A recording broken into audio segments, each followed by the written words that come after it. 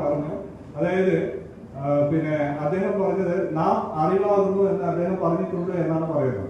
അദ്ദേഹം ഞാൻ അഹം ബ്രഹ്മാസ്മി അല്ലെങ്കിൽ ഞാൻ ദൈവമാണ് എന്നല്ല പറഞ്ഞത്, ഞാൻ അറിവാകുന്നു എന്നാണ് പറഞ്ഞത്. അതാണ് ഗുരുവും ഈ നമ്മൾ നേരത്തെ പറഞ്ഞ ശങ്കരാചാര്യരുടെ തത്വസംഹിതയുമായിട്ടുള്ള അടിസ്ഥാനപരമായ വ്യത്യാസം.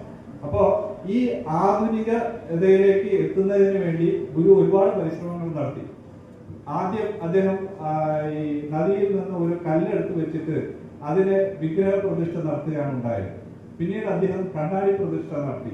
പിന്നീട് അതിൽ നിന്ന് പടിപടിയായിട്ട് ജനങ്ങളെ എഴുത്തിലേക്ക് കൊണ്ടുവരികയാണ്. അദ്ദേഹം സത്യം, ധർമ്മം ഇങ്ങനെയെല്ലാം പറഞ്ഞ് എഴുതി വെക്കുകയാണ്, അല്ലാതെ വിഗ്രഹം സ്ഥാപിക്കുകയല്ല ചെയ്തത്. അപ്പൊ അത്രയും ആധുനികനാണ് ഗുരു. പക്ഷേ നമ്മൾ അദ്ദേഹത്തെ പരാജയപ്പെടുത്തി കളഞ്ഞു, നിരാശപ്പെടുത്തി കളഞ്ഞു എന്നാണ് ഞാൻ മനസ്സിലാക്കുന്നത്. അപ്പോൾ സൂക്ഷ്മമായി വായിക്കുകയോ മനസ്സിലാക്കുകയോ ശ്രമിക്കുകയാണെങ്കിൽ തീർച്ചയായിട്ടും നിങ്ങൾക്കും ഈ അറിവിലേക്ക് എത്താൻ കഴിയും എന്നാണ് എൻ്റെ ഒരു വിശ്വാസം.